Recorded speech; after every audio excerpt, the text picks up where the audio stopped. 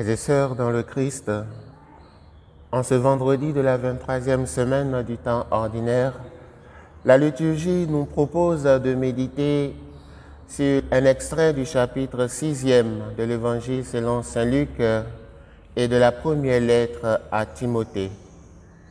Dans l'épître à Timothée, Paul rend grâce pour sa vocation, pour son changement.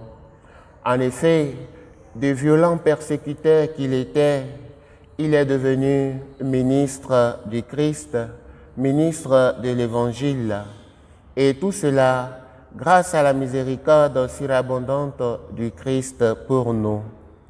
Cette miséricorde, il faut le dire, a opéré le bien dans la vie de Paul. Alors, il souhaite également ce bien à son disciple Timothée. À toi, la grâce, la miséricorde et la paix de la part de Dieu, dit-il. En faisant miséricorde à saint Paul, le Seigneur lui a appris le chemin de la vie. Il l'a sorti de l'ignorance des ténèbres pour le mener à la lumière de la foi. Ainsi, ce texte nous enseigne au moins deux choses.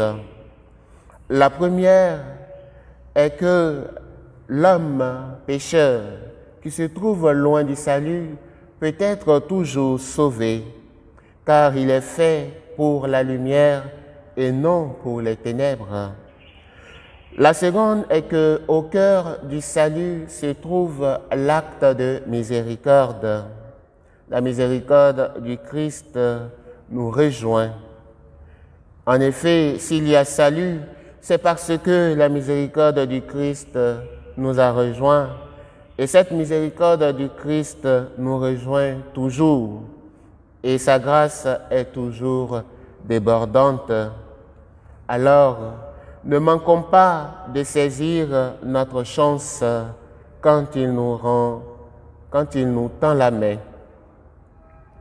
De ce texte, on y trouve un lien avec l'Évangile, notamment avec la sentence sur la poutre dans l'œil. En effet, Paul voyait la paille dans les yeux des chrétiens, puisqu'il estimait que ce sont eux qui s'égaraient. Il pensait bien agir. Cependant, c'était plutôt lui qui avait de la poutre dans ses yeux. Il lui fallait donc ôter la poutre de son œil pour se rendre compte du mal qu'il faisait aux chrétiens. Quand cela fut fait, sa vie a changé. C'est ainsi que notre vie change quand nous-mêmes nous nous ajustons d'abord à Dieu.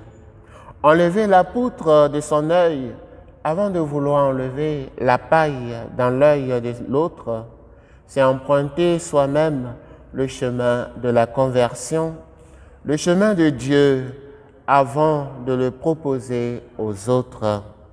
De fait, pour corriger quelqu'un de ses faiblesses, il faut d'abord corriger ses propres faiblesses. Car parfois, elles sont plus grandes que celles des autres qui, au contraire, peuvent être moindres. Autrement dit, pour sortir quelqu'un des ténèbres, il faut soi-même avoir de la lumière en soi. Et la lumière que nous devons tous avoir, c'est celle du Christ, celle qui enlève la poutre de nos yeux.